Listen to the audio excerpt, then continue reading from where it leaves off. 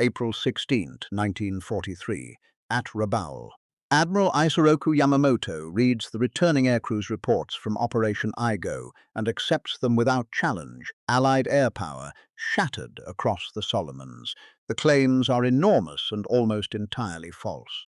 Yamamoto is 59 years old, Harvard-educated, the man who planned the attack on Pearl Harbor, and by any measure the most capable operational mind Japan has. He ends the offensive and decides to go forward and congratulate the crews in person. 48 hours later, he is dead in the jungle on Bougainville. The reason is not the false reports. The reason is that he was famous for being on time. On April 13, a signal goes out from Rabaul carrying his itinerary for Layton. Departure times, arrival times, the aircraft he will fly in, the number of fighters escorting him.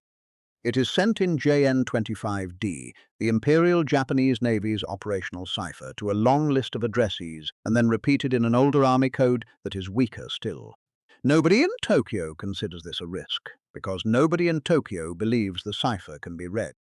By the morning of April 14, the signal is on a desk in a windowless basement at Pearl Harbor, and within about a day, a United States Marine has translated all of it. The question this video is about is not how 18 fighters found one bomber over 600 miles of ocean, although that is a remarkable piece of navigation, and we will get to it.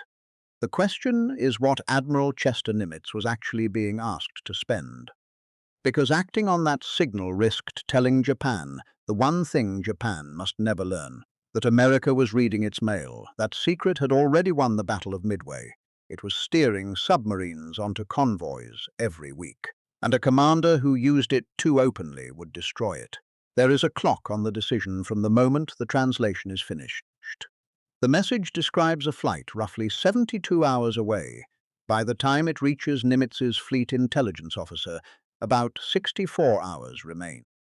64 hours to weigh one dead admiral against the most valuable intelligence advantage the United States possesses in the Pacific, to design a manned mission at the outer limit of fighter range, and to invent a lie convincing enough to protect the answer afterward.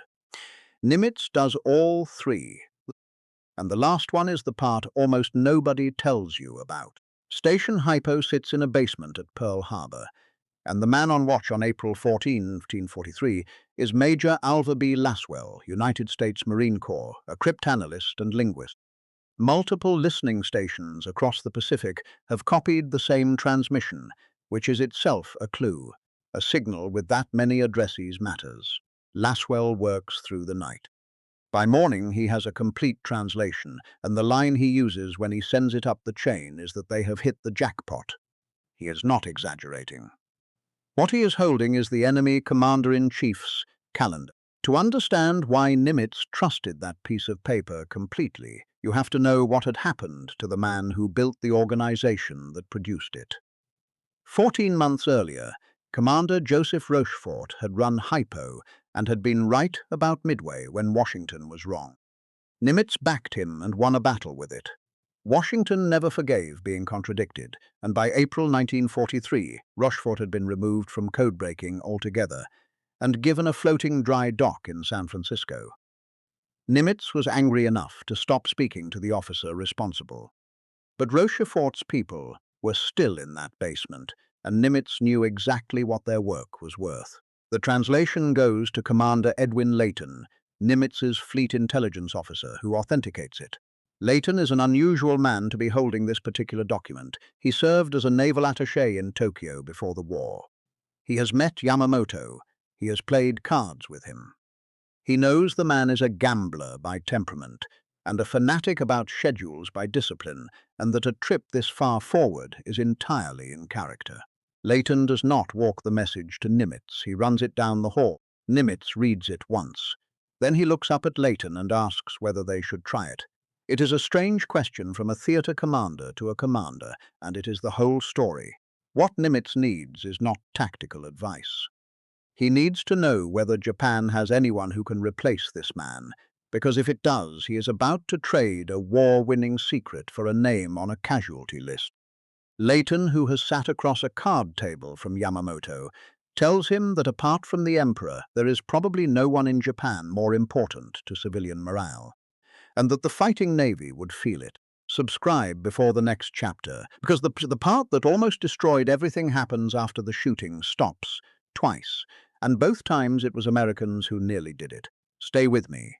Nimitz makes the decision, and then does the thing that separates a good commander from a lucky one. He orders that the operation be made to look accidental, tells Halsey he will personally carry the risk, signs off with a line about good hunting, and he and Layton build a cover story. Australian coasters in the jungle happen to see Yamamoto board an aircraft.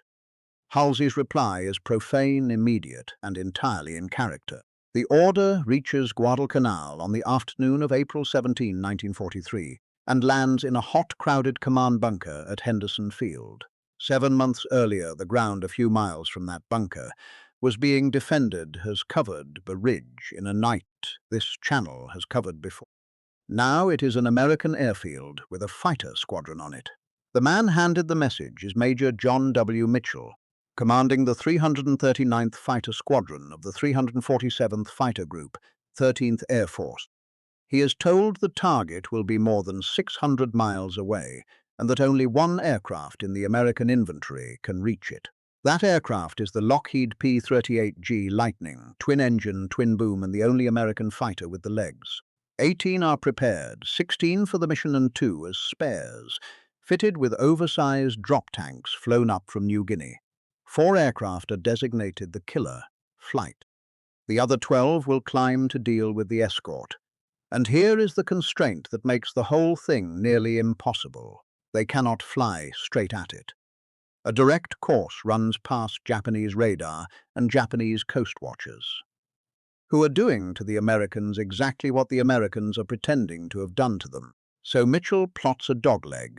4 legs out over open water, well clear of every island, flown at wave-top height in radio silence, with no navigational aid but a compass, a clock, and an airspeed indicator. He has to arrive at a point in empty sky off the southwest coast of Bougainville, roughly 30 miles short of the destination, at 0935, because Yamamoto is due at 0945, and Yamamoto is never late. Getting the distances in this story right took hours because published figures for that route range from 420 to 635 miles, depending on how you measure it. If that is the kind of care you want in your history, hit like. 1 like, that is all. 7:25 hours, April 18, 1943. Since the Doolittle raid hit Tokyo, the P-38s roll off the Guadalcanal Strip in a cloud of coral dust. 2 abort almost immediately. Takeoff. 1 cannot draw fuel from its tanks, which leaves 16. And that is the end of the planning. Everything from here is 2 hours of flying at 50 feet with nobody saying a word, followed by about 3 minutes in which the entire question of whether Nimitz was right gets settled. Consider what has to be true simultaneously. 16 fighters must hold formation at wave height for over 2 hours without radio. Their dead-reckoning navigation must be accurate across 4 separate course changes. The drop tanks must feed. Yamamoto's aircraft must depart on schedule. His escort must be the 6 fighters the signal promised and not 20. And every one of the roughly 30 Americans who know why this mission exists must keep their mouths shut, before and afterward, permanently. Miss any one of those and you have either an empty sky or a compromised cipher. Meanwhile, at Rabaul, subordinates have told Yamamoto the trip is too exposed and too far forward. He goes anyway. On the morning of April 18, he is photographed on the flight line in dress whites, returning a salute. It is the last photograph of him alive. He boards a Mitsubishi G4M bomber, the aircraft American crews call the Betty. His chief of staff, Vice Admiral Matomi Ugaki. 6 A6M Zeros. Climb with them. They lift off from Rabaul on time, which is the one thing about this morning that everybody involved could have predicted. 0934 hours. Mitchell's formation reaches the intercept point 1 minute ahead of the time he calculated 2 days earlier on a bunker floor with a slide rule.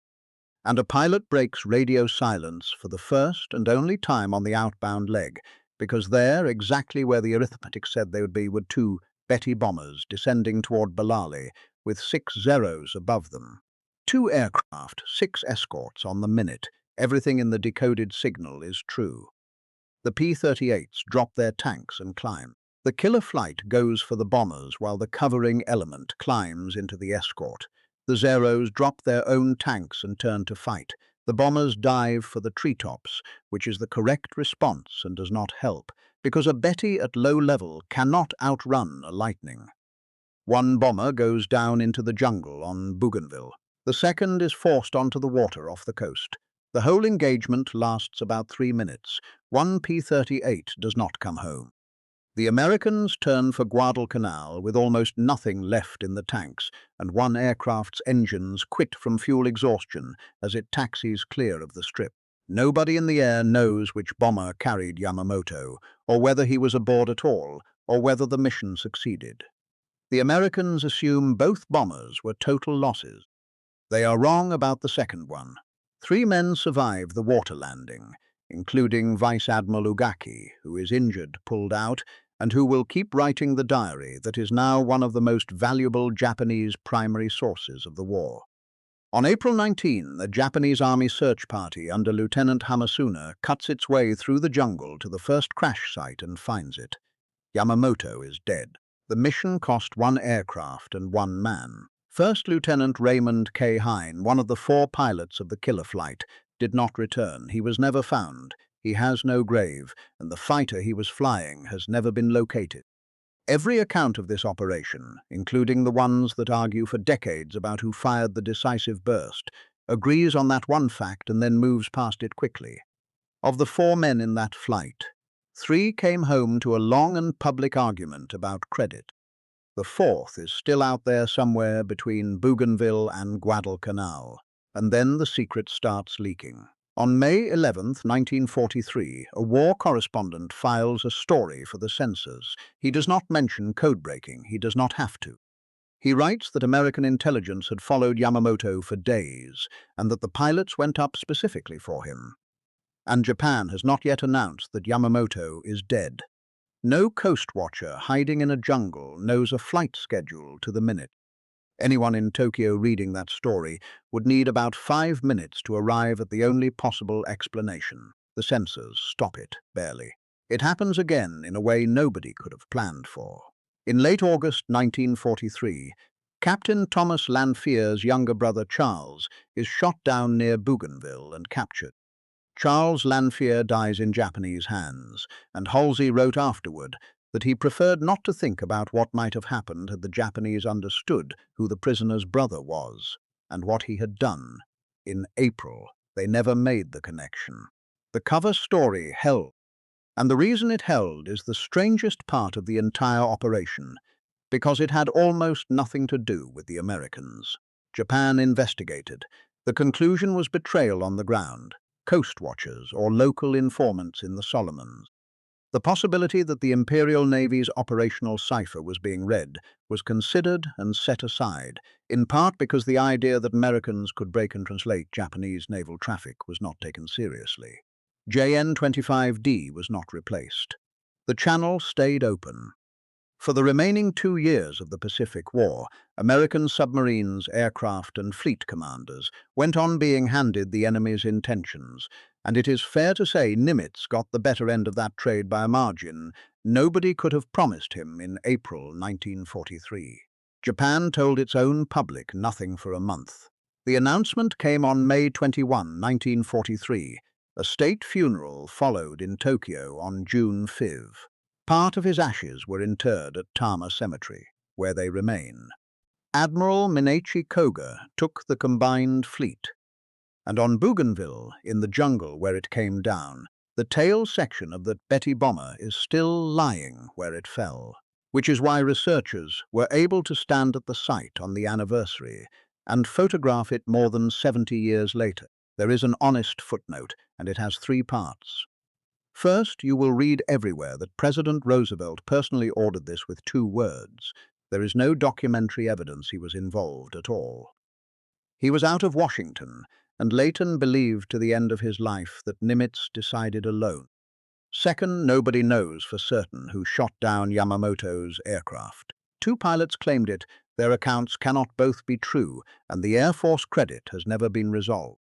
Third, the line about Japan having awakened a sleeping giant, which every documentary puts in Yamamoto's mouth, has never been traced to anything he actually wrote or said.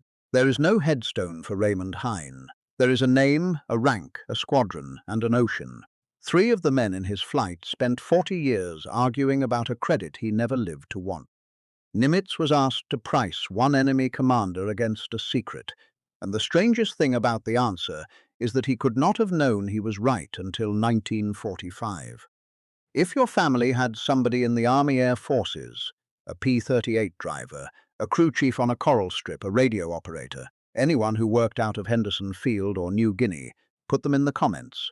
Not just the squadron. Tell us one thing about them. Something they said, something they carried, something that came home with them. The credit arguments end. The names do not, as long as somebody keeps saying them. Subscribe, and we will keep saying them.